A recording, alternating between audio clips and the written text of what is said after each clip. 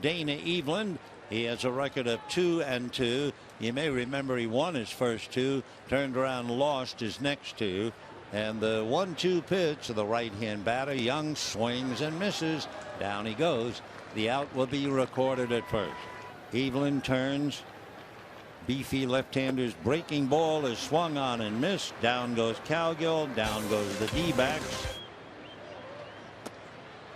And a sour note. Down he goes. Oh, good slider down and in. Wow. That was a dynamite pitch. The Goldschmidt strikes out. 1-2. Curveball got him. Big breaking ball down and away. The former Diamondback, Dana Eveland, pitched exceptionally well